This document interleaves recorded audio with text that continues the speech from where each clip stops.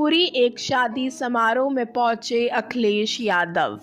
Media से बात करते हुए बोले, स्वामी प्रसाद मौर्य के इस्तीफे पर पार्टी में बात चल रही है, समाधान निकल आएगा। एनडीए को हराना बड़ी लड़ाई है, सबको साथ आना पड़ेगा। बीजेपी में कईयों की टिकट कटने जा रही है। एक सांसद तो अपना जनपद बदलना चाहते हैं। मैं और चाचा कहां से चुनाव लड़ेंगे ये तय कर लिया जाएगा। बहुत जल्द ही सूची प्रसारित कर दी जाएगी। पल्लवी पटेल के स्वामी प्रसाद मौर्य के संपर्क में होने के सवाल पर बोले, एक न्यूज़ चैनल को बहुत जल्दी भारत रत्न मिलने वाला है। इस्तीफा दिया है, उनका आरोप है कि आपके ही पार्टी के कुछ कार्यकर्ताओं के हाथ। देखिए, ये जो सवाल आप पूछ रहे हैं, इस पे पार्टी के अंदर बातचीत हो जाएगी और उसका समाधान भी निकल जाएगा। इससे भी ज़्यादा महत्वपूर्ण ये है कि पूरा किसान आंदोलन कर रहा है और पूरा देश का किसान भारतीय जनता पार्टी से जानना चाहता है कि जिन्होंने ये सपना दिखाया था कि आय दोगुनी हो जाएगी, और अभी जब भारत रत्न दिया स्वामीनाथन जी को और देश के हमारे किसानों के नेता चौधरी चरण सिंह जी को, उससे किसानों की उम्मीद और बढ़ गई कि सरकार उनकी सुनवाई करेगी, एमएसपी देगी, एमएसपी के लिए कोई कानून बनाएगी। लेकिन जिस तरह सरकार का व्यवहार है, कीलें लगा देना, अगर वो निकल रहे हैं तो रोकने के लिए तमाम चीज़ों का इंतज़ाम कर देना, प्रशासन पूरी तरीके से पुलिस लगा करके आंसू गैस गोले चला करके उन्हें रोकना चाहती है। आखिरकार आप भारत रत्न एक तरफ दे रहे हैं और दूसरी तरफ किसानों को आप रोकना चाहते हैं, उनकी मांग नहीं मानना चाहते। आखिरकार भारतीय जनता पार्टी चाहती क्या है?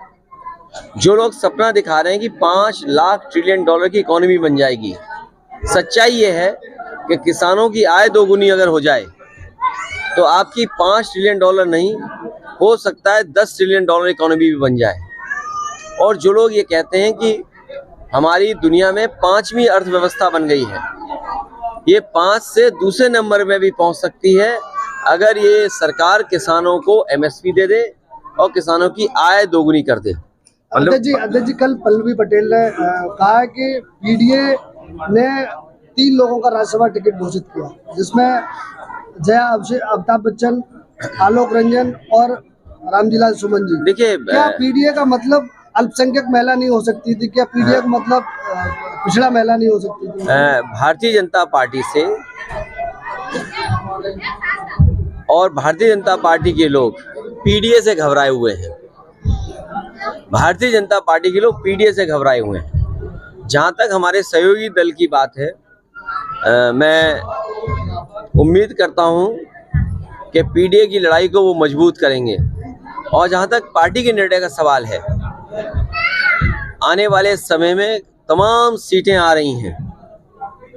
अभी तो एमएलसी आना है, फिर राज्यसभा आना है, फिर एमएलसी आना है, तो ये पीडीए की लड़ाई कहाँ कमजोर हो रही है? लेकिन पल्लवी पटेल ने तो आपको पीडीए का वोट नहीं करेंगे। देखिए, पीडीए का साथ आना, पीडीए के साथ सबको एक साथ लग जाना, ये बड़ी लड़ाई है और ये बड़ी लड़ाई कोई आसानी से नहीं जीती जा सकती है।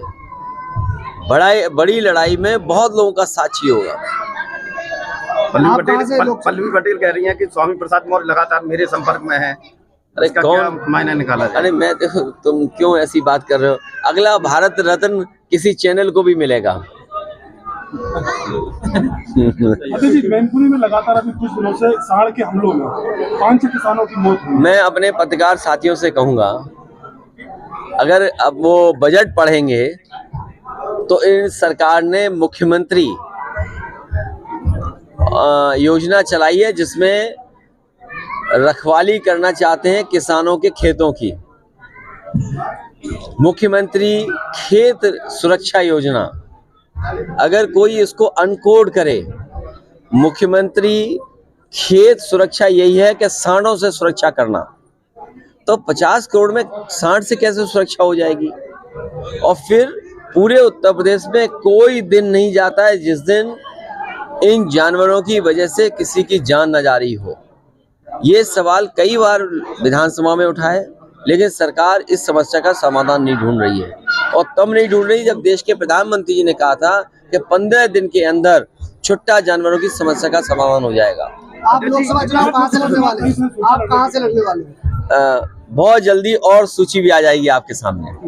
आजमगढ़ की चर्चा बड़ा जोरों पर है। रायबरेली से सोनिया गांधी ने लड़ने से मना कर दिया है। तो ये पार्टी की उनकी अपना फैसला है, हमारी पार्टी का अपना फैसला होगा। कांग्रेस का एक मजबूत गढ़ माना जाता है रायबरेली और अमेठी, लेकिन अब नहीं, मजबूत गढ़ तो नहीं है।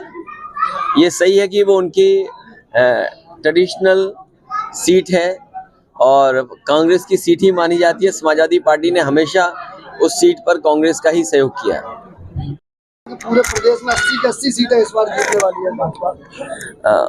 मैं आपसे कह रहा हूं कि भारतीय जनता पार्टी अपने सभी सांसदों की सीटें बदलना चाहती है, केवल एक के सिवा।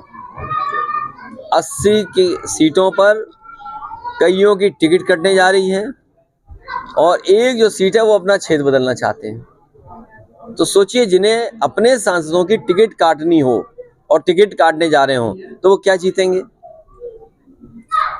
अगली सूची में क्या चाचा चाचा जी की चाचा सोचा का है? नंबर है अगली सूची में? नहीं, अगर आप पे कुछ सुझाव हो तो बता दो।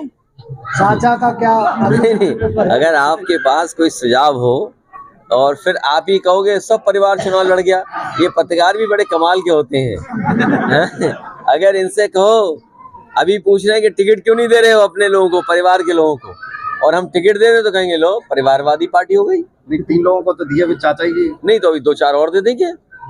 तो आप लोग क्या उम्मीद करते हो भाई? आप ही दिलवाना चाहते हो और आप ही चलाओगे कि परिवारवाद, तो हम कैसे बचेंगे भाई आपसे? तो चाचा कहाँ से लड़ेंगे? ये आने वाले समय में जैसे जैसे सूचियां आएंगी आपको सब जानकारी हो जाएगी कि पार्टी ने क्या फैसला किया।